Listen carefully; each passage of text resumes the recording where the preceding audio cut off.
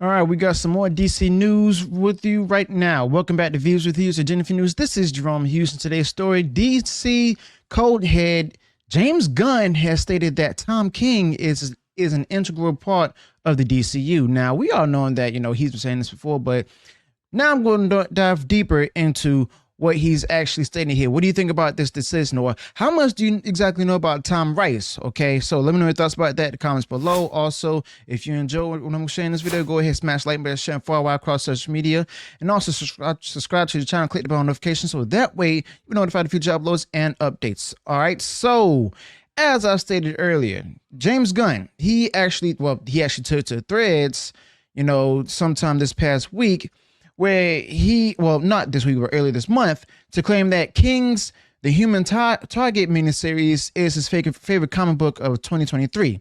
Now, from there, he did respond to a question from a user asking how involved is Tom King with the DCU, and Gunn replied, Tom is an integral part of the DCU, not just Woman of Tomorrow. That's referring to the Supergirl comic book series Woman of Tomorrow, all right?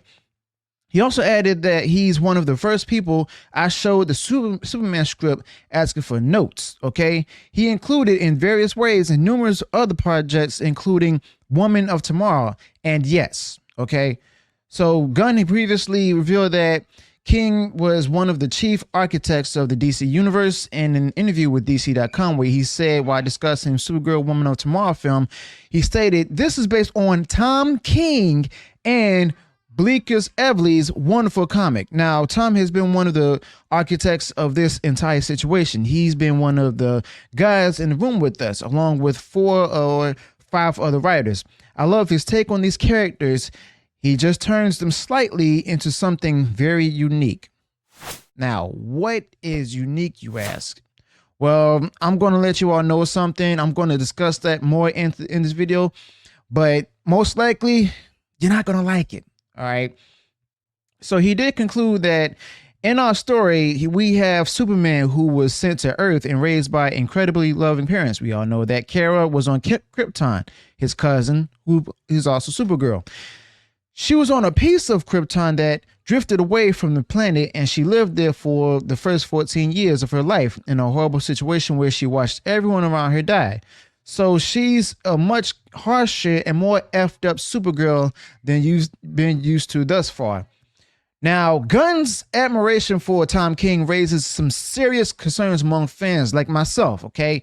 And I remember when he first announced the plans for Chapter 1 of the DCU and everything, when I watched that, that's when I figured, oh no, he's continuing down the path of political, virtue signaling and so on and so forth, if he's going to work with Tom King as well as use his works. All right.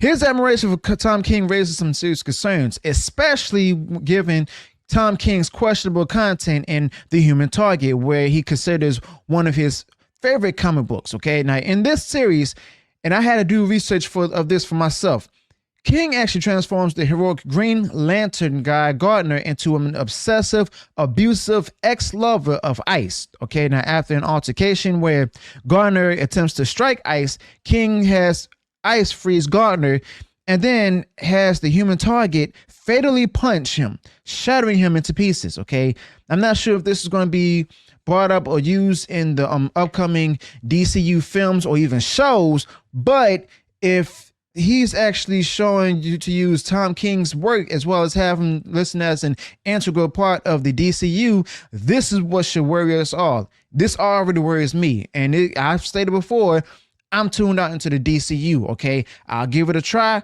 but I'm not going to be heavily invested in it, okay? Now, following Guy Gardner's death, King strongly implies a sexual encounter between Ice and Human Target, a depiction deemed gross and degenerate. Now, Gunn's endorsement of this work prompts a lot of scrutiny of his judgment and more compass, or the lack thereof, particularly when declaring it the best comic book of 2023. King further escalates the level of depravity in his works with Wonder Woman #4, where Wonder Woman deceives a young boy who self-diagnoses himself with gender dysphoria. Now, the narrative suggests King is promoting the falsehood of transgender ideology, a belief he reinforces as impossible, contrary to God's creation of man being man and woman being woman. Additionally, the comic appears to contain explicit content with a panel depicting Cheetah engaging in a sexual act on herself. Now, this coincides with Wonder Woman condemning God as a hypocrite. Now, these elements contribute to a growing concern about the content and more direction of King's works. Now, she tells the young boy named Jack, "I do not understand the gods, though I have met them and fought them and worshipped them. Their desires remain a mystery. Their definitions of sin and tribute seem constantly, inevitably to change. Just grass thrown in the wind, it seems to me. They honor the weak. They celebrate the strong. Every commandment they hand down, they break themselves before we even get a chance to try it. To be honest, I think they are fools." Now, just a disclaimer. Wonder Woman is likely referring to the pagan gods, okay, or the gods we heard of in Greek mythology, all right? And she continues saying all their pomp and thunder is just a cloak they wear to hide their obvious folly or foolishness. At time when I look at them, I see right through it and I just start laughing and they look at me and wonder why. You see, they made us in their image. This is the key to it all. They shaped us from clay, yes, but their model was themselves. This world is a labyrinth. We are lost in it, and so too are the gods. Finally, King decides to attack motherhood as well as having Wonder Woman inform Jack, "Oh, Jack, can you imagine me, a mother, in this world? Does any child deserve that fate?" Now, what exactly did he mean by that? Okay. That's what I'm wondering to this day, okay? Now, if you hold an individual like Tom King, who is also a former CIA agent, in regard as a key contributor to the DC universe and someone crucial to existence, it might be preferable if the universe had never come into being.